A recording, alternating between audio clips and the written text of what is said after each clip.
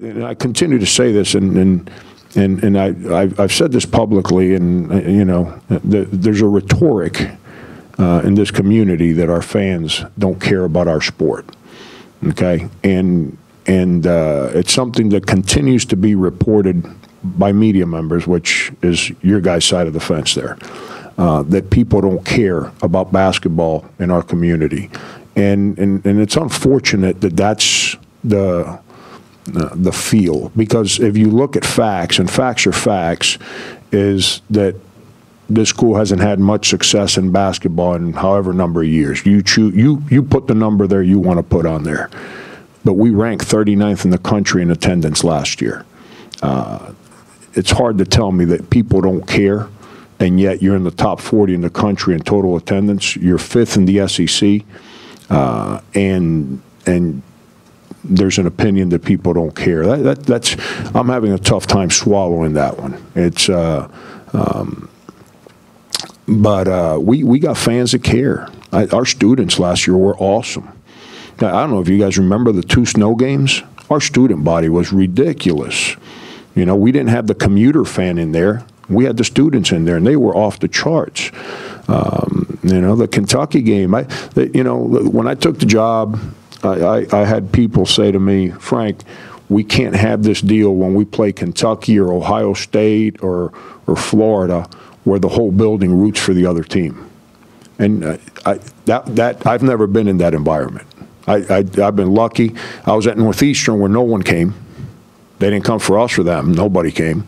And then by the end of my time there, we're selling out our arena, which was a massive building that sat 1,800 people.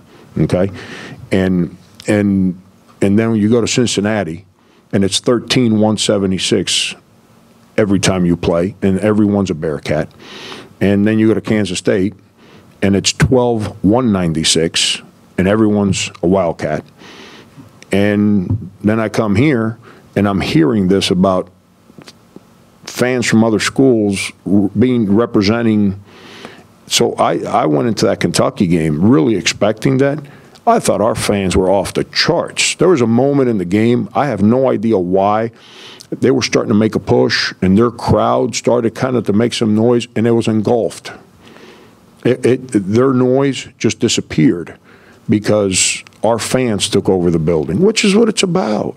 We've got great fans here. You go to a soccer game, there's 5,000 students at a soccer game.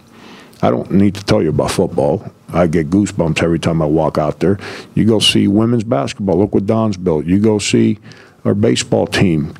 I'm tired of going and standing. I like to sit down every once in a while at a baseball game, but there's no seats, you know. And we've got awesome fans.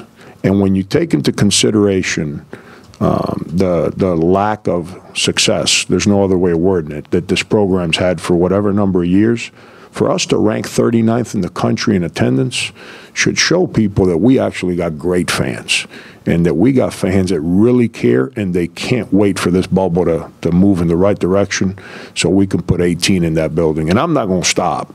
Our guys set records for community service by the men's basketball program. We're for a university that prides itself in the athletes doing community service. We have the most community service hours of any athletic team right now at this university. I take a lot of pride in being a member of the community, not just being the basketball coach at the university.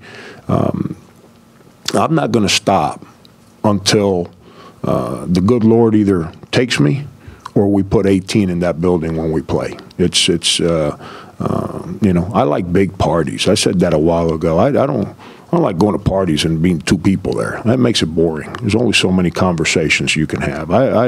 You know, I want that party to be as big as we can.